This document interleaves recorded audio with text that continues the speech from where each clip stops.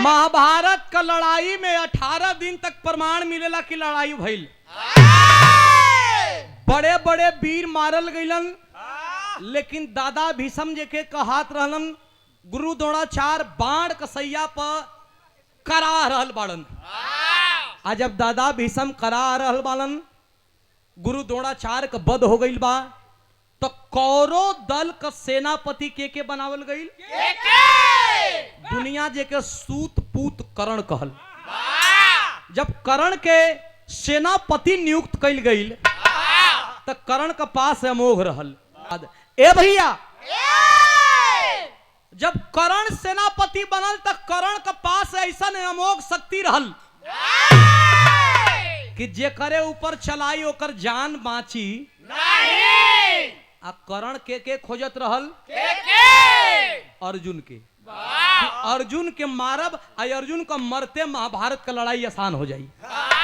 भगवान श्री कृष्ण जी कर्ण के एक दिन, अर्जुन के एक दिन बचैलन, कर्ण से 2 दिन बचैलन, 3 दिन बचैलन। अब तो भगवान श्री कृष्ण जी कितना बचाव। एक दिन अपवाद अचानक आके सामने कर्ण और अर्जुन का रथ सामने सामने खड़ा हो गई। भगवान श्री कृष्ण कहला पार्थ, ए अर्जुन, है समहनवा कर्ण के देखत हुआ? कहला देखत है, देखाई। कहला देखत है? कहला देखत ना हुआ, इनके देखा तनकी साथ सूरज भगवान के देखा। किरण डूबे में अभी 10-15 मिनट टाइम है। लड़ाई का एक नियम भी रहना कि किरण डूबते लड़ाई खत्म। आ किरण डूबे में 10-15 मिनट टाइम है। ए पार्थ है अर्जुन, कर्ण तो के 10-15 मिनट में मार सकेला।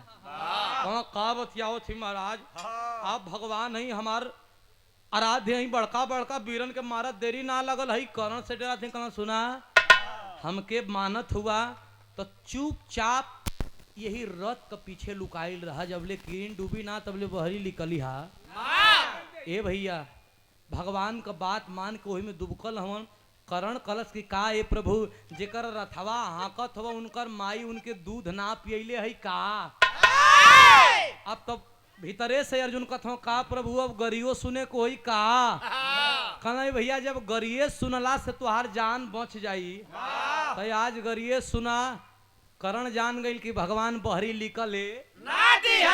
कहना अब गारी या बोली या तीर नहीं, इनके जहर बोलत का। बोले मास्टर, बिरहा में कौवाली का टुकड़ा लगत है।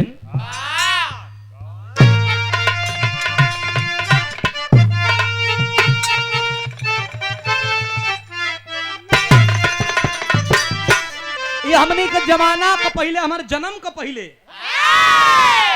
पुराना गवैया एक गा गा के चल गईलन।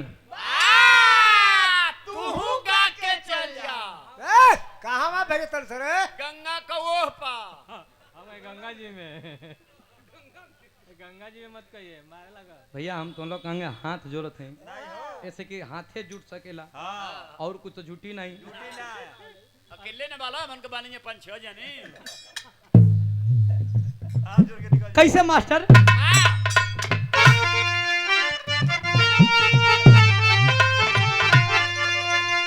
अरे काबे में, अरे काबे में, अरे तेरा जलवा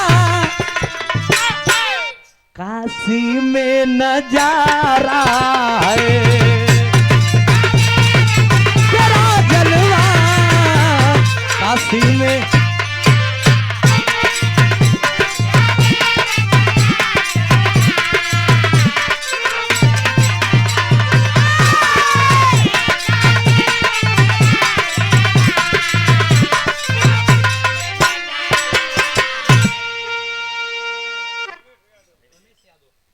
और आदरणीय भाव पे बाबूजी श्री रमेश यादव जी की तरफ से 100 रुपया पुरस्कार बा।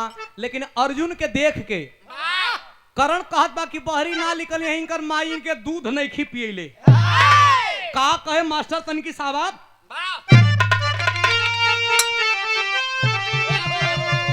अरे की अच्छा है, अरे की अच्छा है कि मरी जाओ, अरे बेकारी के जीने से।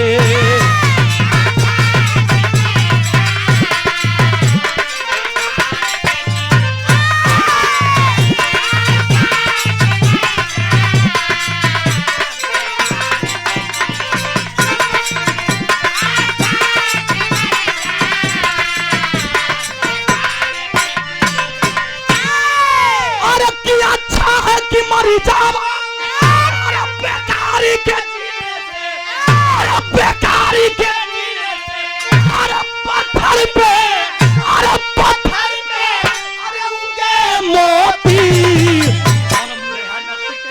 पसीने से, पत्थर पे उगे मोती।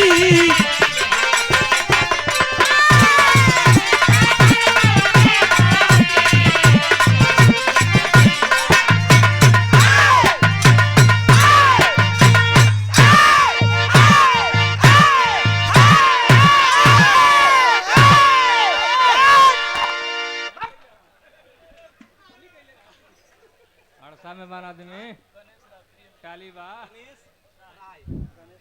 और हमरे प्रधान जी के, हमारे मुनीब यादव प्रधान जी के प्रिय मित्र आदरणीय हमारे गार्जियन जी श्री गणेश राय जी, वाह वाह, ये आपके द्वारा शानदार 500 रुपया पुरस्कार। कोट कोट प्रणाम, सब भैयन के था उचित प्रणाम पहुंचे, आशीर्वाद का कामना ता जिंदगी हो। सब भैया लोग बैठल उमन कहा मऊगा कर थाकत हुआ भगवान, इन्हें हमें लिखल हमसे लड़े खातिर बहरी ना लिखल मार फो बनैले हमन की लड़ीला। अच्छा बात बतियावे में किरण गई डूब, जब किरण डूब गई तो भगवान श्री कृष्ण अर्जुन से कहा अब बाहर निकल जा। अब पांचों पांडव अपने शिविर में बैठल हुआ मुड़ी लटका के, बड़ी तेज रहन के युधिष्ठिर महाराज कहना कि अब तो धीरे धीरे सबके मारी दहली जा। इतना चिंता पहले ना देखली, आज कैसन चिंता हो प्रभु। कहना चिंता ई है कि आज घेर ले रहा वही कर्ण अर्जुन के मारे खातिर, आज अमोघ शक्ति चला देले रही तो तुहार भाई आज मर गई रही। युधिष्ठिर कहना कि हमार भाई ना मुए के चाहिए। भगवान कहना मैं देश का भाईयन के तोहन मारत हुआ, आज अपने भाई का पारी आई तो कथ हो कि हमार भाई ना मुए के चाहिए। अरे अर्जुन ना मरिहन तो भीम मर जहन। भीम कहना भाई देखा हमारी ओरी मत कर भाई। कहना भीम ना मरिहन तो नकुल मर जहन, नकुल ना मरिहन तो सदैव केहू 5 में से एक आदमी मरी जरूर। भीम कहना एक कोनो उपाय है का प्रभु? कहना उपाय तो है, तोहार लड़का एक घड़ी बड़ा जवान भइल। कहना हमार लड़का कौन है जौन हम ही के ना पता है? कहना जब तुम लोगन का वनवास भई रहल तो तू केहू से बियाह कैले रहला? कहना हाँ एगो राक्षसीन रहल वही से बियाह कैले रहली। वनवास का समय राक्षसीन से बियाह कैले रहली, जौना का नाम रहे हिडिम्बा। कहना हाँ तो वही हिडिम्बा का लड़का एगो जवान भइल बा आज, जौना का नाम बा घटोत्कच। कहना बक का तोहू से बढ़िया रह। कहना तब ओके बोलावा, तब बोलावल गई, घटोत्कच आइल। तब भीम से कई पोरसा ऊपर है, भीम छाती पीटत हो गए, वाह मेरा बेटा, हमारा बेटा, मेरा बेटा है। अच्छा तब भीम तो कथ हमार बेटा। जब बड़का को जवान घटोत्कच राक्षस आइल तो नकुल सहदेव कथों से कहो भैया ये भीमो से बड़का बा, हमन का भोजन भीमवा खींच खींच खा जाला, यही से हमन परेशान रही। काल दिन अगर हमन लड़ैया जीत जाइल जी तो हमनों के भुभुनिया के ही खा जाई, हमन तो भूखन मर जाइल जी भैया न। अर्जुन कहा छोड़ा, हाई तोहर बड़का बाबू हवा युधिष्ठिर, हाई तोहर बाबू हवन, हाई तोहर चच्चा हवन, हाय तोहर लहुरी माई है। द्रौपदी के बतावल गल हो। अच्छा हाँ समझदार है। कहना यो हाई तोहर मैये लगी हैं, यो द्रौपदी है, सबके प्रणाम कर। कहना सबसे आई हमन हितई करे ना आई नहीं। अरे हमारो भाई एगो जवान में जौना का नाम अभिमन्यु हो, हम अभिमन्यु से मिलब देखा। अभिमन्यु लड़ाई का महाभारत में मारल गई रहल, लेकिन लड़का कहता अभिमन्यु से मिले के, अर्जुन जी मिलवावे के कहता न कि मिलवाई, लेकिन कैसे मिलवाई? बिरहा में पुरन की तरह जाओ मास्टर बा।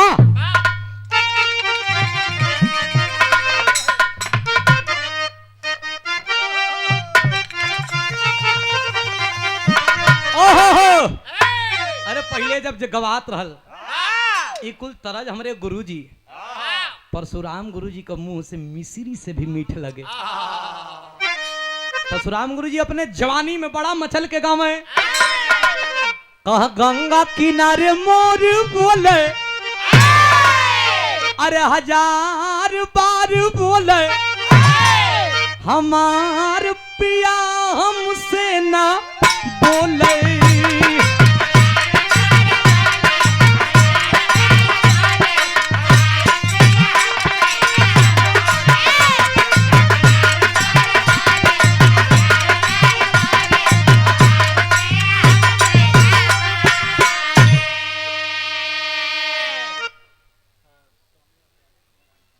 नारायणपुर हमारे पूज्य गार्जीवन जी स्वामीनाथ यादव गार्जीवन जी के तरफ से शानदार 100 रुपया पुरस्कार आयल बा। कोट कोट प्रणाम, सब बहन के था उचित प्रणाम पहुंचे, आशीर्वाद का कामना रही।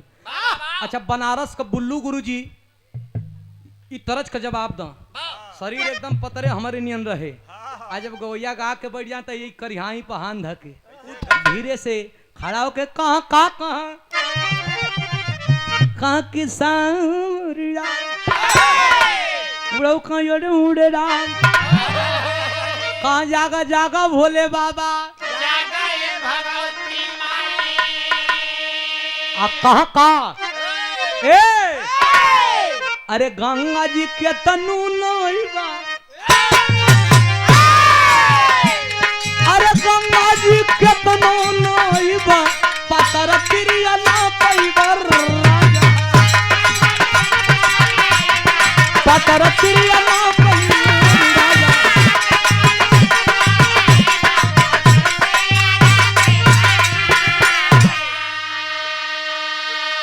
शिव मूरत उस्ताद हिंदी गाना गाँव, यही गाजीपुर का, यही तरजिया के वो कैसे गाँव है। काकी हम तोरा डिम्पल कपाड़ी, अरे हम तोरा डिम्पल कपाड़ी, राजेश खन्ना खोलो केवाड़ी, हम तोरा डिम्पल कपाड़ी। यही तरजिया के दुर्जन उस्ताद कैसे गावे, कैसे मास्टर?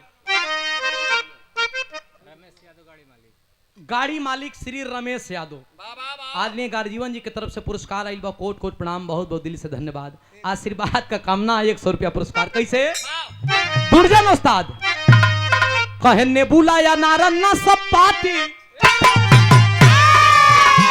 अरे ने बुलाया नारन्ना सब पाती, बलम बदमाशी में फंसी गयो हो।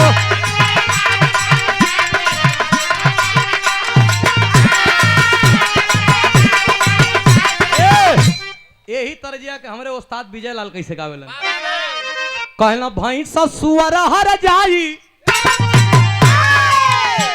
अरे भैंस सुअर हर जाई, घूमी जे तने वो तने मोटाई, भैंस सुअर हर जाई, घूमी जे तने वो तने।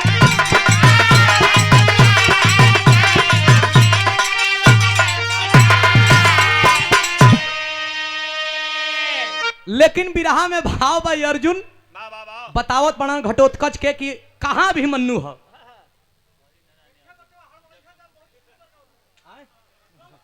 ठीक है ना, ठीक बड़ाई नहीं ना, ठीक। पूज्य बाबूजी हरि नारायण यादव जी आज पूजा के व्यवस्थापक कहें, जिनके कंधों पे भार है, ये आपके द्वारा शानदार 100 रुपया पुरस्कार हमारे पूज्य बाबूजी के श्री चरणों में कोट कोट प्रणाम बा। अर्जुन बतावत बनाया घटोत्कच के कि अभिमन्यु से नहीं मिलवा, हम मिलवावत ही कहाँ हो। चारों पांडव सोचत हो कि अर्जुन पगला गइल बन का, अभिमन्यु मर गइल बा त कैसे मिलवावे के कथमन। लेकिन अर्जुन जी बतावत हुन का कहला धोखावा से मरली मुदैया, अरे धोखावा से मरले मुदैया, अभिमन्यु भैया के तोहरो।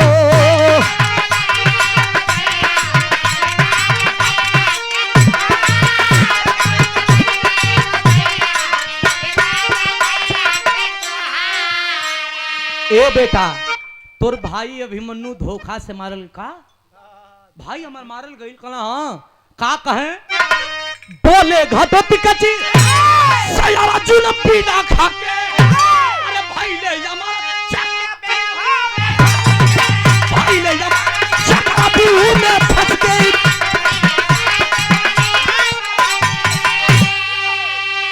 अरे घेरी के मरले मुदैया मुदैया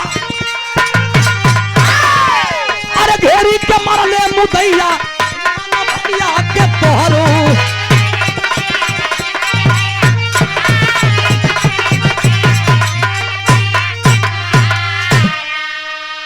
ए बेटा हमन के हमारे आंखी के सामने ना रही हमार बेटा अभी मन्नू मरा गई। सब लोग आंख में आंसू ले रहे लेकिन घटोत्कच अपने बाप के या पांचों पांडवन के ताकत बा दुत्कारत बा थुतकारत बा का कहला कि हमार बेटा यानी अभिमन्यु मारल गई तो हमार भाई कहा हाँ बेटा मारल गई कहा तो हम लोग के लाज नहीं खेल लगत। अब इतना भैया लोग एक कोटेशन कलाई कह तोहर लाज नहीं खेल लगत।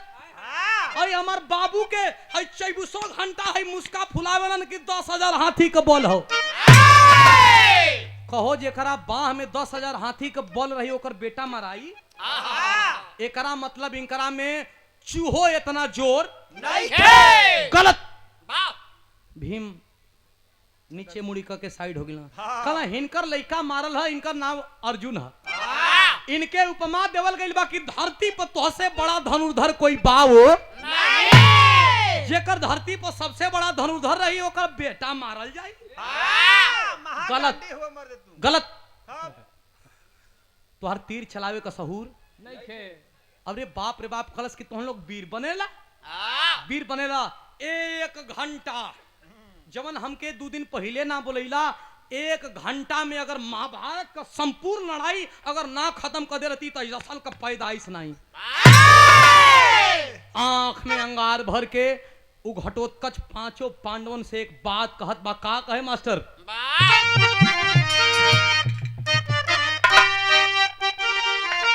अरे हमार जन्म का पहले का तरज हो आई चाचा ओचा बैठा लोग बड़का बाबू लोगन रामदेव गुरुजी और बुल्लू गुरुजी अपने जमाने का फनकार। रामदेव गुरुजी कैसे काम है कहा कि तोरा नैना कटार अरे कि तोरा नैना कटार अरे गड़ी गड़ी जाला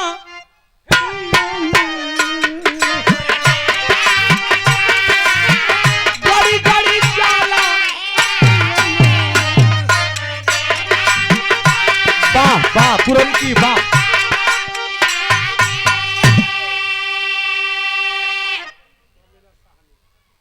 आदरणीय बाबूजी स्वामीनाथ साहनी आदरणीय बाबूजी की तरफ से शानदार 100 रुपया पुरस्कार कोट कोट प्रणाम। यही तरजिया के तोरे नैना कटार के तरज के बदल के हीरा गोस्ताद बनारस का हीरा लाल यादव जी कैसे गावे वो कहा कि बूढ़ावा बेईमान अरे बूढ़ावा बेईमान अरे मांगे करैली का चोखा बूढ़ावा बेईमान चोखा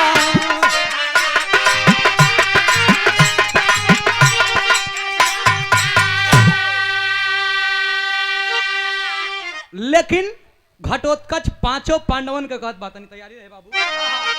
अरे बोला बांका जुझार अरे बोला बांका जुझार अरे काहे ना हमके बोलैला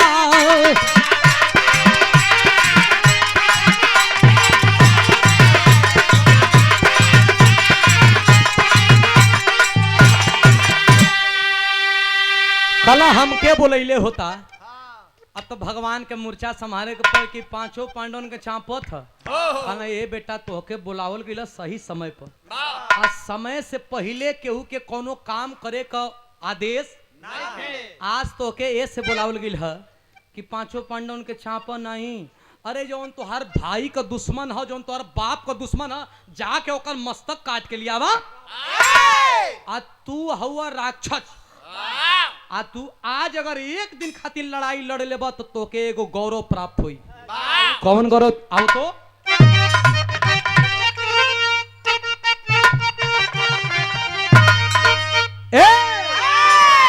अरे क्षत्रिय न हो के, अरे क्षत्रिय न हो के, अरे तू क्षत्रिय भाई बा।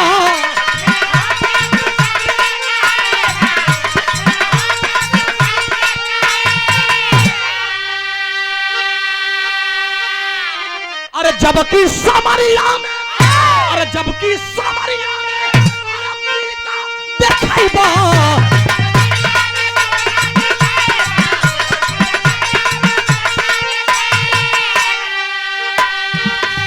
गर्जा शेर सरदार, गर्जा शेर सरदार, अरे गर्जा शेर सरदार, अरे काहे ना हमके।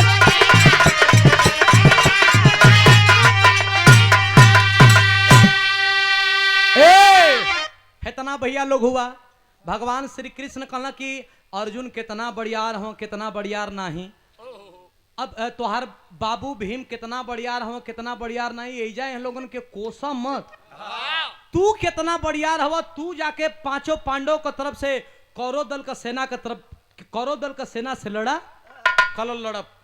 भगवान श्री कृष्ण जी अपने हाथ तिलक लगा के आ वही रणभूमि मैदान में भेजत हुन। आज है भेजला हम मास्टर, तो एकदम तरज हमारे उस्ताद विजय गुरुजी वाला लगत हो।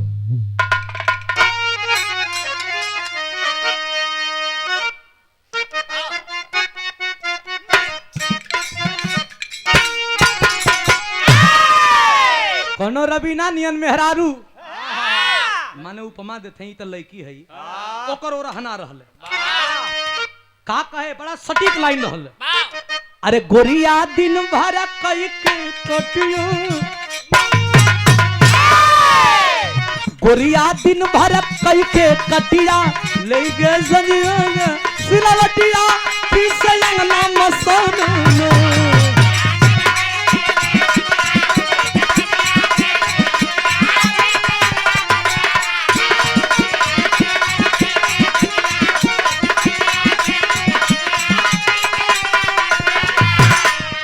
लेकिन चलल है जवान तो जैसे गर्जन लगा है गगानो, तो जैसे गर्जन लगा है गगनमा वैसे गर्जन लगा है जैसे।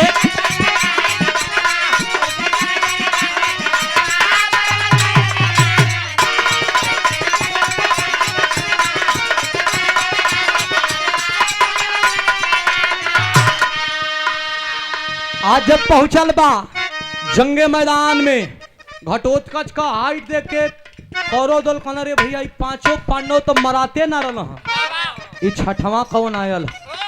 तब अरे पांव से रमुदे हाथ से मसले, अरे सेना लगल पराए, अरे हाहाकार मचल धरती पे समय लगल घबराए। तो कैसे होई ये कर बहाना,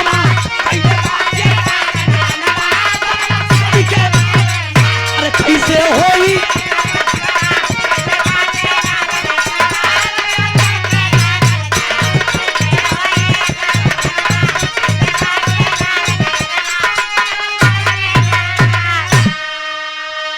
लड़त लड़त लड़त लड़त पहुंचल बात वही दुर्योधन के सामने।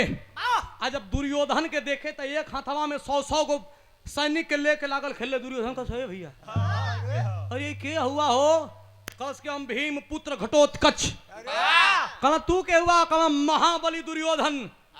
दुर्योधन रे बड़का बाबू प्रणाम प्रणाम। कहना खुश रह भैया, इजा खाइला। कहना तू ही के तो मुआवे एली खोजत रहली। कहना ई बड़को बाबू कहत तो ही के मुआवे एली। बड़ा विचित्र प्राणी बा। का कहे मास्टर बिरहा में टेरिक भाव बा। अरे किला 100 किरण में ढेरी मच गई, 100 गो सैनिक के उठावे तो तर पुचकारी मार दी, खून का भप्पारा चले लागल। तब अरे 100 किरण में ढेरी मच गई, अरे गरजे गरजे वीर घटोत्कच खैर नहीं है तेरी।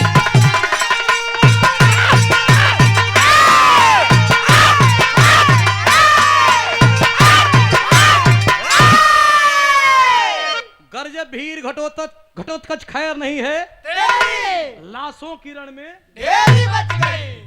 अब तो दुर्योधन भागत के करा कहन गई देखा बिरहा ये पॉइंट पर हो। वाह भागल वही करण के जौन अमोघ शक्ति ले ले हकलस के भैया का भैया जान बचावा कहना कैसन जान हो, सबके तब मारी देते या धीरे धीरे, हमसे कौन जान। कहना हई रे हई भीम का लइका एगो घटोत्कच आइल बा, अरे दादा हो दादा ये तनी मारत बकना कैसन कहूं के का। कहना हम तो भगवा कली है। कहना जौन तिरिया ले ले हो अर्जुन के मारे खातिर, अरे जल्दी एकरा पर चलावा नहीं तो आज अब्बा खत्म कर देगा। छुप रहा मार दे तू अफना जाला। तीर ले ले ही अर्जुन के मारे खातिर यही निपुरी पर चलाई, कहना निपुरी नहीं खे, अरे एगो हाथवा में 100 गो के लूटत बा हो भैया हो भैया जरा। अरे भैया नहीं रोवा ना तो कई प्रकार का आवाज निकाले।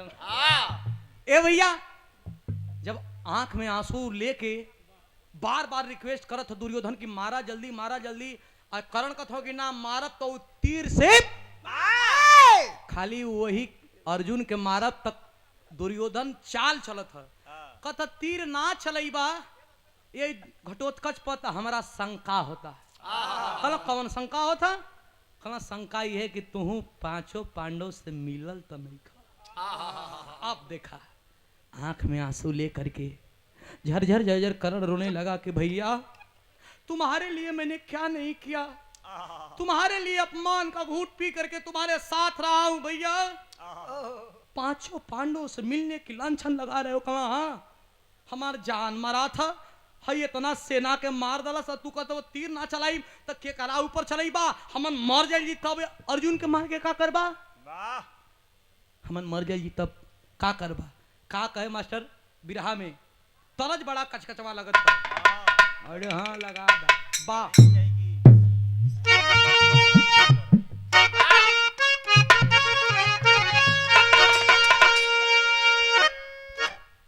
तरज बड़ी पुरान हो पुरान, लेकिन एकर कशिश आज भी बनल है। वैसे पुरान चीज तो मजा देवा करेगा। जैसे में पुरान पहले तो धुन मजा देला, जितना पुरान तरज हो आजकल का नईकी आवत है आजाद है पते ना चलत है, बरत बुता था। लेकिन पुरान धुन वही तरह जितने निक गईबा उतने निक लगी। का हो पुरान तरज हो गई, वही भाव में पुरान चाउर हो गई, वही भाव में पुरान दारू हो गई, वही भाव में पुरान मेहरारू हो गई। पुरान मेहरारू हो ये पुरान में हररुआ का करेली नैकिन के सिखावेली का ऐसे डाल कौन चीज दाल में नमक हो चौथरिया पकड़े तक बहन बतावत रहे। धन्य भाई तरस देखा मेहरारू कलश की का करबा हमारे झुलनिया पर जहाज उड़ा द। मर्दा कलश की जहाजिया उड़ाई तो नकिया कटा जाइए, सुपलेखा बन जेबी। लेकिन कहत का है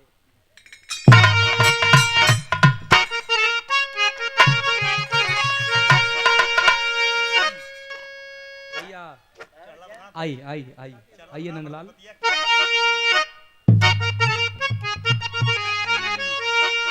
अरे की झूलनी पेवुड़ाली, अरे झूलनी पेवुड़ाली, अरे जहाजिया बुड़ादा, अरे हमार पाइजे बरा जहीरा जड़ादा।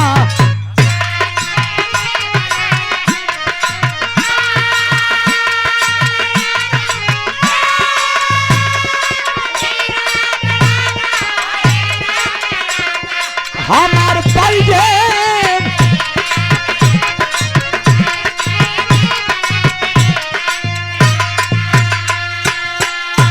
लेकिन दुर्योधन कहे करण से आओ तो अरे किमितावा हमारी आज, अरे किमितावा हमारी आज, अरे मितैया निभावा, अरे खड़ा बमुदई के मार के भगावा।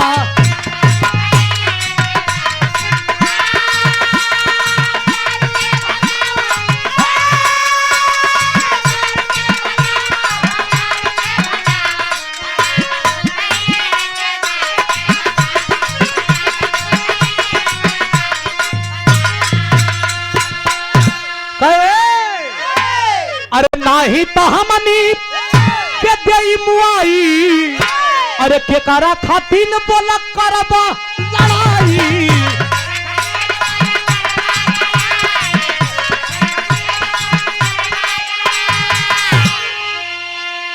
अरे बोला दुर्योधन ना तेरिया लगावा, खड़ा बा मुदई के मार के भगावा।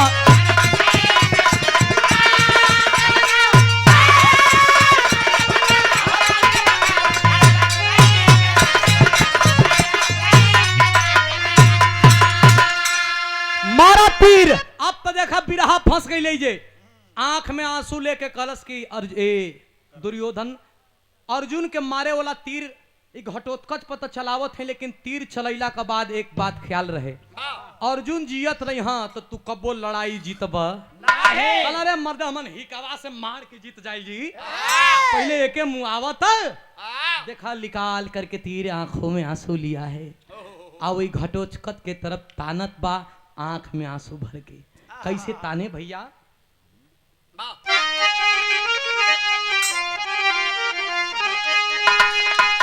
अरे दिवस हुआ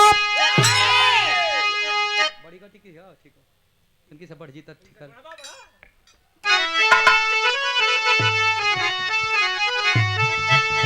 अरे दिवस हुआ दान वीर बलवानवा बनवा मरले बा, अरे काटी के नाचे धरती पर गर्दनवा बनवा मरले बा।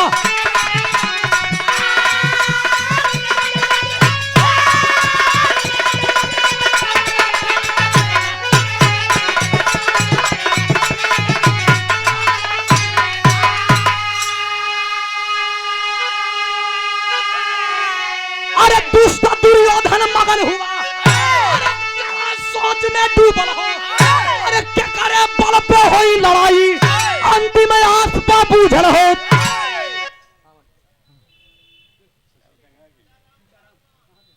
आदरणीय बाबूजी सीताराम पहलवान जी, हमरे अभिभावक जी, बड़े पिता समान हैं, पूज्य बाबूजी यही धरती से, यही मिट्टी के लाल सीताराम पहलवान जी की तरफ से शानदार 200 रुपया पुरस्कार आपके श्री चरणों में कोट कोट प्रणाम। नाम कितना प्यारा बा, नाम लेला से मुक्ति जे के होला, आपके कोट कोट प्रणाम हो।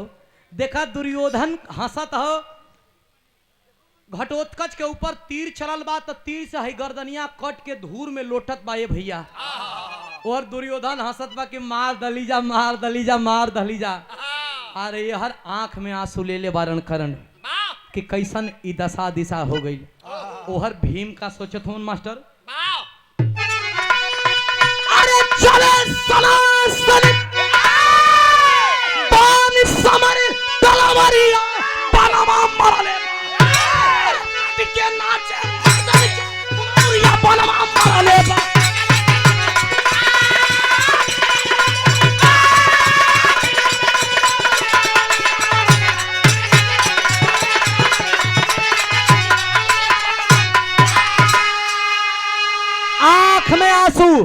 आंख में आंसू भीम को भई कहना रोवा मत।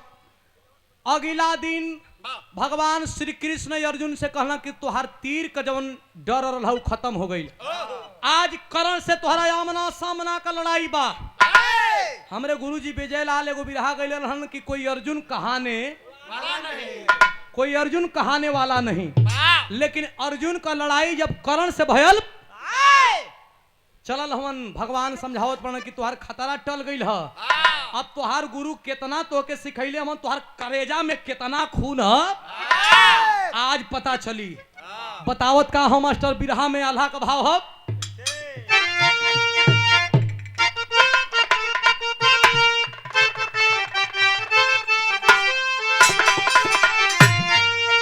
अरे तो धीरज बनहवले कृष्ण, अरे पांचों पांडवन के भैया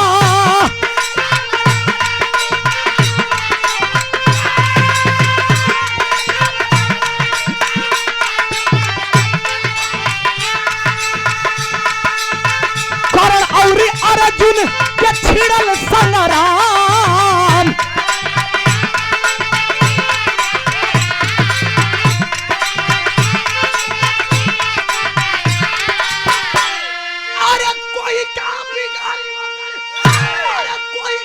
बिगाड़ी अरे बोला दुनिया में भैया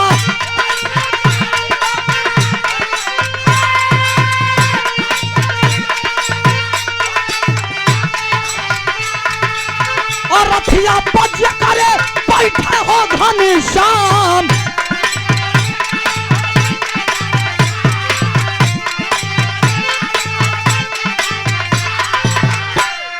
अरे की ध्वजा लेके रथिया में अरे ध्वजा लेके रथिया में अरे बैठे बजरंगी भैया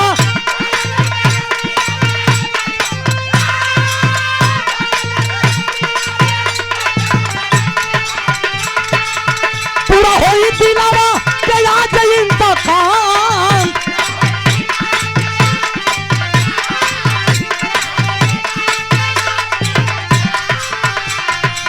हानि हानि बनावा लावा पीर अर्जुन भैया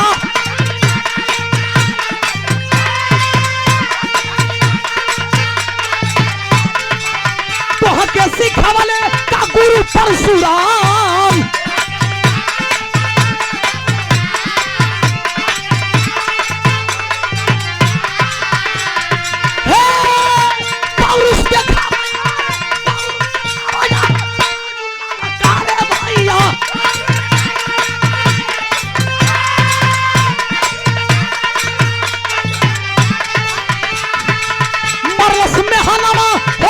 के गुरु धाम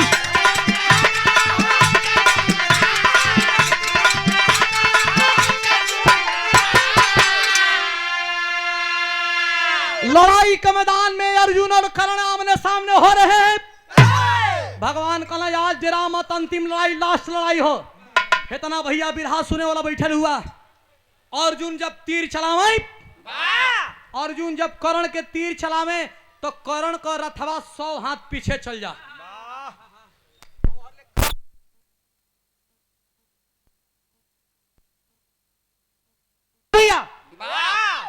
कर्ण के ऊपर जब अर्जुन तीर चलावे तो कर्ण का रथवा 100 हाथ पीछे जा। आज जब अर्जुन के रथ पे कर्ण तीर चलावे तो अर्जुन का रथवा 3 हाथ पीछे आवे, मात्र 3 हाथ। अर्जुन कहा कि मरनिया 100 हाथ वो लपटा जात में 3 हाथ। फिर अर्जुन तीर चलावे कर्ण का रथ पर तो कर्ण का रथ 100 हाथ पीछे जा। आई अर्जुन जब अर्जुन के रथ पे कर्ण तीर मारे तो कर्ण का तीर से अर्जुन का रथवा 3 हाथ पीछे आवे तो भगवान कहा जियो, अरे जियो वीर जियो। और हमारे पूज्य गुरु जी बिरहा भीष्म पितामह पंडित परशुराम गुरु जी के सबसे छोटे सुपुत्र माझी, दूसरा नंबर शंकराचार्य। चलिए हमसे तो बड़े हुन, हमारे बड़का भैया जी शंकराचार्य भैया जी की तरफ से शानदार 200 रुपया पुरस्कार। आपके श्री चरणों में कोट कोट प्रणाम, सब बहन के प्रणाम बा। जब स्टूडियो का उद्घाटन रहल तब मिल रही और दूसरी दफा आज मिले का सौभाग्य प्राप्त हो रहा बा। कोट कोट प्रणाम बा। भैया हो अर्जुन का रथवा 3 हाथ पीछे खाली आवे लेकिन फिर भी भगवान श्री कृष्ण कर्ण के कहा जियो, अरे जियो वीर जियो। कहना अर्जुन हई देखबा हई भगवान पगला गई हम का हई देखा 100 हाथ मारत है पीछे कर्ण लपटा जाता तो ये को बेरी ना बोलना हन। और 3 हाथ पीछे मारा था तो के ललकात हम निकाल करके तीर अर्जुन फिर कर्ण करत पर मारा तो कर्ण करत 100 हाथ पीछे जा। ओ हरले कर्ण इनकरा रथ पर मारे तो 3 हाथ पीछे आवे अर्जुन करत। फिर भी भगवान कहा जियो, अरे जियो वीर। अर्जुन कहला ये भगवान हमसे कोनो गलती कहला नहीं ठीक हुआ। कहला ये महाराज हमारी रथ पर बैठा ने ललकारत है दुश्मन के 100 हाथ पीछे मरली तो आप कुछ ना बोलनी। वो 3 हाथ पीछे मारा था तो के ललकारत है मिलल ना न हुआ। कहला ये अर्जुन तुम्हारा घमंड बा, घमंड बा कि 100 हाथ मारा था या 3 हाथ मारा था तो सुना तुम्हारे रथ पर तीनों लोगों का भार लेके अकेले बैठल है। आ तोरे रथ का झंडा पर वीर बलि हनुमान बैठल हुमन तब वो तुम्हारा रथ 3 हाथ पीछे जाता। आए आज जब हमन ना रहती तब चलता गंगा जी में सुना मार 100 हाथ मार के मार चुनहाथ हुआ कि 100 हाथ पीछे मरनी ओकरे रथ पर अकेले बैठल अब मारा ओके भगवान परशुराम ओकर गुरु जी का श्राप प्राप्त था कि जब विकट समस्या आई तो हर बुद्धि भुला जी भयल वैसने कर्ण का रथवा एगो गड्ढा में रथवा का पहिया एक लंगाई होके धंसल है। कर्ण तीर धनुष वही रथ पर से धके आ नीचे उतार के यही कंधा से रथ का पहिया के ढकेलत बाकी बहरी आओ तो लड़ाई होके भगवान श्री कृष्ण अर्जुन के कहत ना कि देखा तारा ए अर्जुन कर्ण का हाथ में तीर धनुष नइखे हो कहना तब ना तीर चलावा। अर्जुन कहना सुना असली क्षत्रिय हैं या निहत्था पर तीर ना चलाई। कहना निहत्था पर तीर ना चलेबा तो ये मौका हो अब हिन का नाम मार लेबा तो ओकरे हाथ में तीर धनुष रही तो तू का तुहर बाबू परदादा उसके कबो मारी नहीं ये मौका हो। आ निहत्था का बात करत रहो अभिमन्यु तोहर बेटा मराई रहल तो ओकरे हाथवा में तीर धनुष काउंची रहल कुछ रहल कुछ ना रहल उहो निहत्था रहल आ तोहरे बेटा के मारे वाला एक दुश्मन इहो हा निहत्था का बात मत करो तीर चलावा अर्जुन। जब इतनी बात अर्जुन सुनना रोम रोमपन बनाइल बा रथ के पहिया के धक्का दे रहल बा आई अर्जुन कैलन का मास्टर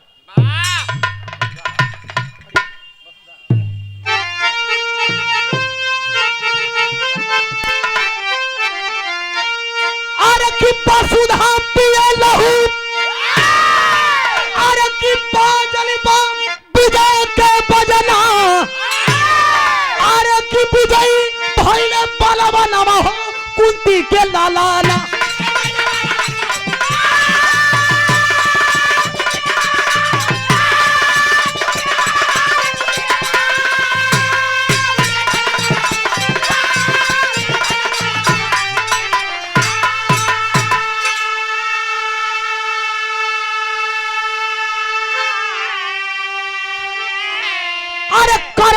कैले अरे जुन पधनवा अरे तज्जे करा के जाने लंपुरा रे जहानाम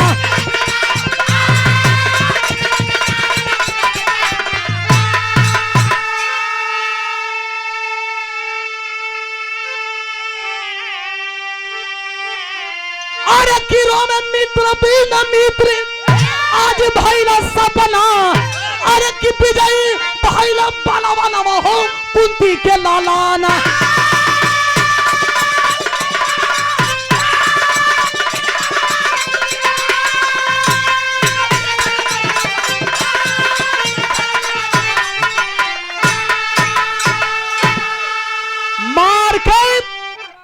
मार के कर्ण का छाती पर तीर तीर लहू लुहान कदन कर्ण वही रणभूमि में गिरल बा कराह रहल बा। देखा हम पहले ही कहलिए कि घमंड अर्जुन के घमंड भइल की बात अरे भगवान कब्बे के बाह फुलावत ना कि कर्ण ऐसा है वैसा है अरे मार दली ढहल तो कहना कर्ण जनाता है अर्जुन जनाता तो के घमंड हो गइल का मर दे कहना ना कहना नहीं घमंड हो गइल चला परीक्षा लेला अर्जुन कर्ण आज रणभूमि में गिरल बा तब तो से बढ़ियार बा कहना कैसे बढ़ियार बा महाराज आप तो करे और समय बोलता है कहना चला अर्जुन के ब्राह्मण का भेष बनवा के अपना ब्राह्मण का भेष बना के कर्ण का परीक्षा लेवे खातिर भगवान चलल हन आ कर्ण रणभूमि में गिरल बा लहू लुहान बा जा करके भगवान श्री कृष्ण कहते हैं कि एक कर्ण ए दानवीर कर्ण जगो जगो ये दानवीर कर्ण तनी देखबा कर्ण मुंह में से ब्लड खून बेगत बा धूर में लपटाई बा आज जब चेहरा फेर के तकलस की ब्राह्मण कौनो हो कलश की ये ब्राह्मण देवता क्या चाहिए भगवान कहते हैं कि सुना है कर्ण कि तू बहुत बड़ा दानी है क्या हमको दान दे सकता है। भगवान तो ब्राह्मण भेष में कहते हैं कि दान लेना चाहता हूं।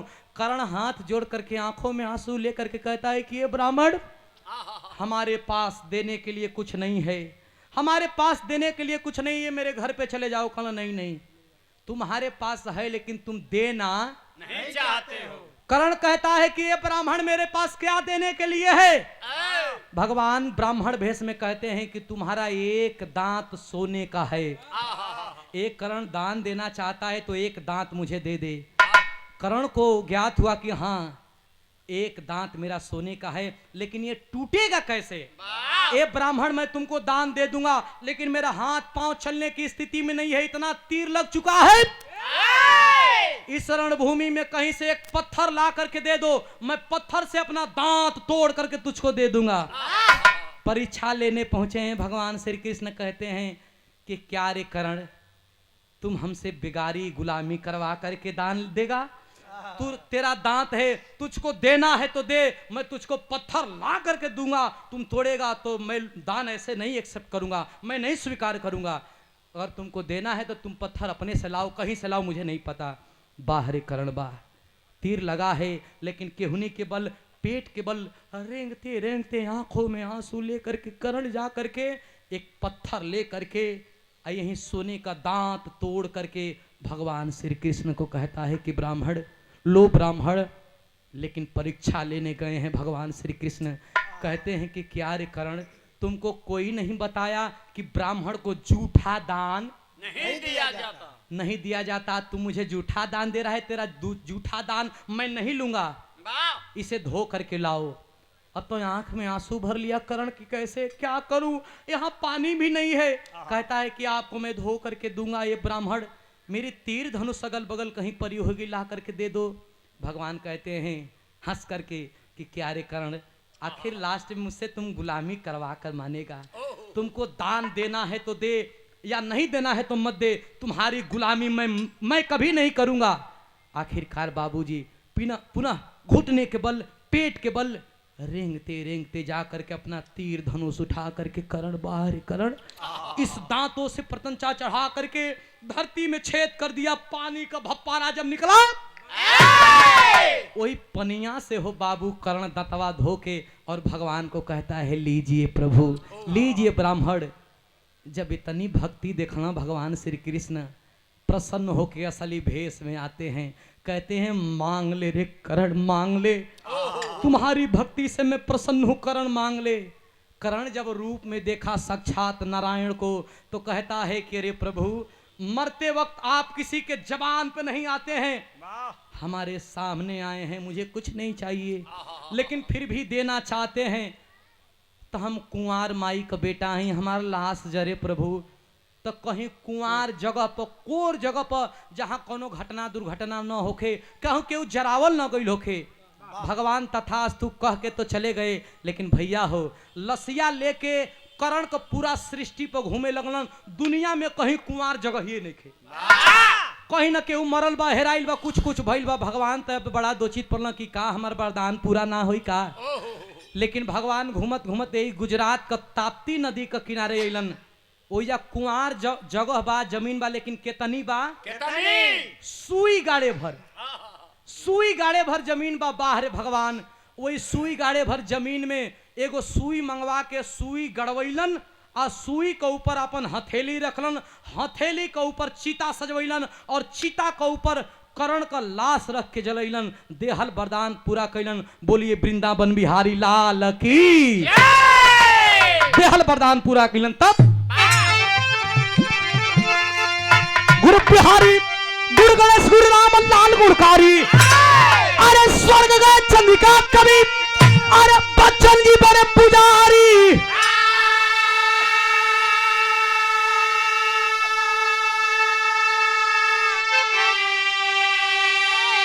अरे लाशों की मार में ढेरी मच गई, तो किशोरी विजय लाल तू करो न हेरा फेरी, लाशों की रण में ढेरी मच गई।